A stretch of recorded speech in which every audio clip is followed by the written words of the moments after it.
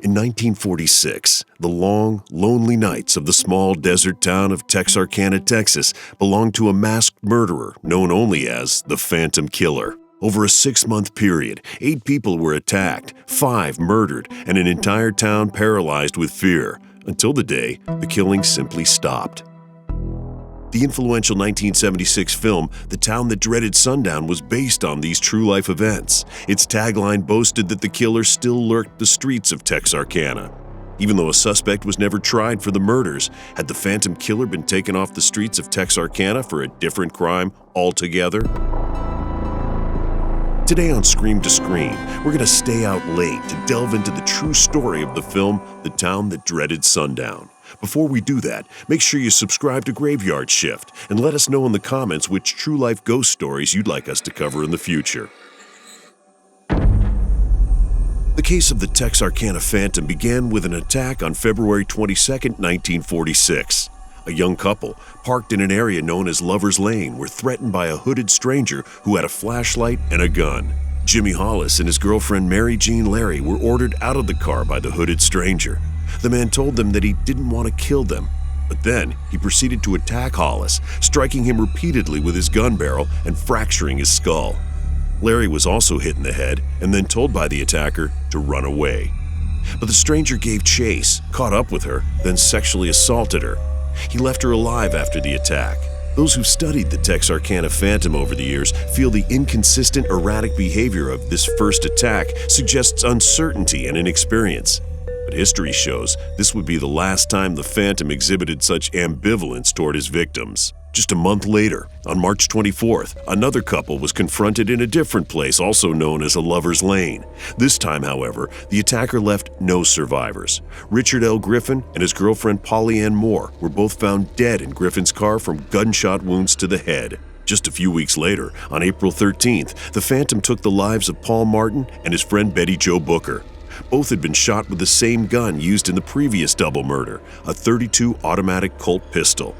After Martin and Booker were killed, the Texarkana Daily News dubbed the murderer the Phantom Killer. The final attack by the Phantom took place on the night of May 3rd. Married couple Virgil and Katie Starks were shot in their own home.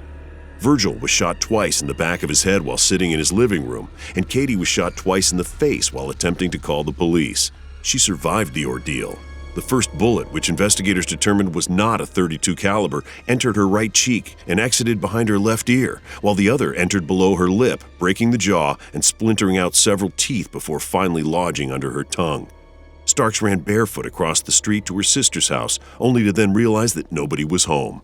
She then ran 50 more yards to her neighbor, A.V. Prater's house, where he answered her calls for help. She gasped, "Virgil's dead," and then collapsed. After that brutal home invasion attack, neither Katie Starks nor anyone else in and around Texarkana ever saw the Phantom again.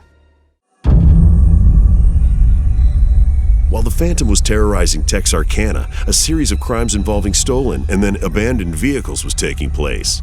Arkansas State Trooper Max Tackett noted the connection in the timelines of the murders and the stolen vehicles, and then had his suspicions confirmed when a complaint was called in from a Murfreesboro, Arkansas landlord. The landlord, Jim Mays, claimed that his tenant, Ewell Swinney, had failed to pay his rent for a few weeks, which was considered a criminal offense in Arkansas, and had presumably skipped town. Mays was able to provide State Trooper Tackett with a license plate number from a car that he had seen his tenant driving. When Tackett ran the plates, he learned that they belonged to a car that had been stolen on the night of March 24th, the same night Richard Griffin and Polly Ann Moore were murdered. Then in late June, the stolen Plymouth was noticed in a parking lot, and after staking out the car, eventually a woman named Peggy Stevens Swinney, newly married that very same day to Ewell Swinney, showed up to claim the Plymouth. Peggy also claimed to the police that she didn't know where her new husband was at the moment, and she was arrested and taken to Miller County Jail. While she waited, she got to talking, and it became clear to the authorities that Peggy knew details regarding the Phantom Killer's deeds that only the killer himself or an accomplice could possibly know. In her first statement to the police, Mrs. Swinney admitted she was unable to account for her husband's whereabouts during the times the crimes were committed.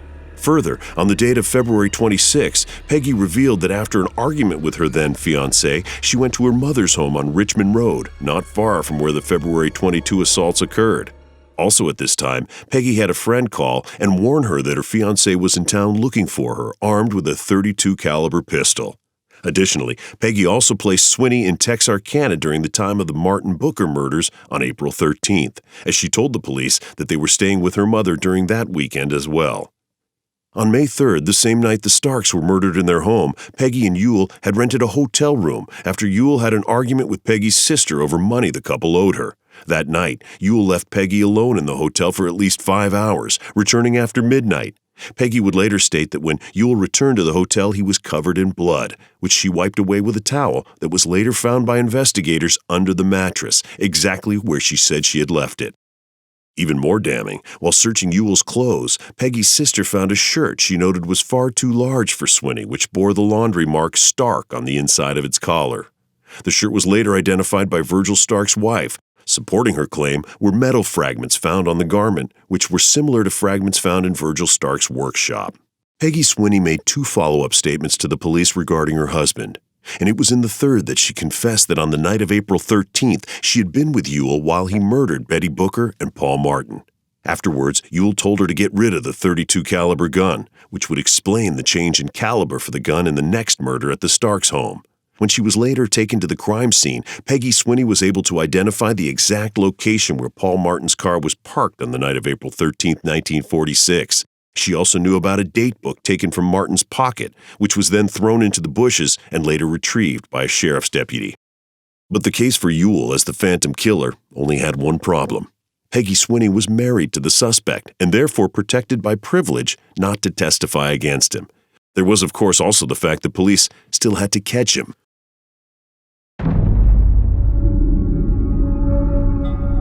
Less than a month after marrying Peggy and seemingly abandoning her to the police, Ewell Swinney was arrested trying to sell a stolen car to a dealership. When he was arrested, Swinney told the police that he knew they wanted him for more than just stealing cars and that this time he would spend the rest of his life behind bars. But Swinney didn't confess, and so if he were to be charged with the murders, evidence against him would be largely circumstantial at best. Authorities from both Texas and Arkansas decided that instead of charging Swinney with murder and risk a jury dismissing the case, the best way to get him off the streets was to charge him as a habitual criminal under Texas law. On January 13, 1947, Ewell Swinney was indicted for felony theft. His previous convictions were also recognized by the Bowie County Grand Jury, making him a habitual criminal, a charge that carried a potential life sentence. Appearing before the court without an attorney, Swinney was sentenced to life in prison on February 11, 1947. However, 26 years later, Ewell Swinney was released from prison as a result of a habeas corpus proceeding that voided his 1947 conviction and life sentence because Swinney had not been represented by counsel. On September 15, 1994, Ewell Lee Swinney died a free man in a Dallas nursing home at the age of 77. So Swinney lived long enough to see the legend of the Phantom Killer reach the silver screen and influence an entire genre of horror, a genre that would come to be known as the slasher movie. On December 24, 1976, the film The Town That Dreaded Sundown was released in theaters with the tagline, "In 1946, this man killed 5 people. Today, he still lurks the streets of Texarkana." This incendiary piece of promotion would later prove to be controversial for the filmmakers. The film claimed to be based on a true story, depicting actual events, with only the names changed. While there are many similarities to the true events of the Phantom Killer reign of Texarkana terror in the 1940s, it's the artistic license filmmakers took with the facts that have led to the most lasting influence of this watershed slasher flick.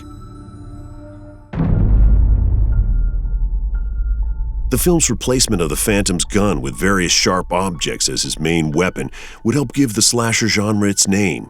Even more consequential to the genre was the film's most infamous moment in which a pocket knife attached to a trombone slide is turned into an instrument of agony. None of this actually happened with the real Phantom, of course, but the inclusion of creative kills with the preference of the more personal knife over the more pragmatic gun cemented The Town That Dreaded Sundown's place along with 1974's Black Christmas and Texas Chainsaw Massacre as stepping stones to the fully formed slasher craze that was realized in the 1978 film Halloween. But while these morbid innovations helped the film find its audience, some of that audience found the film libelous. In February 1977, Texarkana city officials voted to file a lawsuit against the film's ad campaign and its tagline that ended with, "Today, he still lurks the streets of Texarkana." Mayor Harvey Nelson thought the ad would spread fear in the community, seeing as there were relatives of the victims still living there.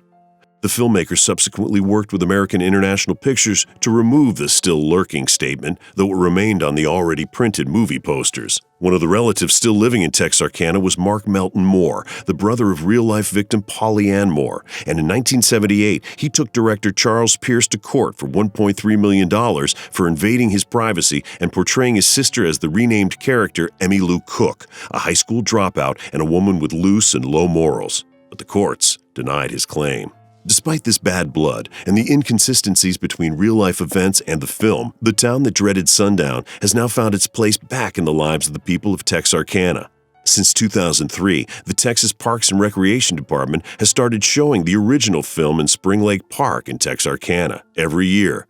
This annual showing attracts a crowd of several hundred people who anxiously wait for the show as a Halloween tradition, something featured in the 2014 meta-sequel remake of the same name.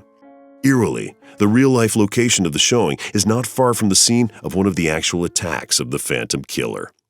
So what do you think? Was Yul Swinney the Phantom Killer? If so, why did he simply stop his reign of terror? Can a town really be hurt economically by traumatic events of the past? Or did the Texarkana Tourism Board and its mayor opportunistically go after the deep pockets of a successful movie? Let us know in the comments below if you have the courage. And don't forget, like, share, and subscribe for more videos from The Graveyard Shift.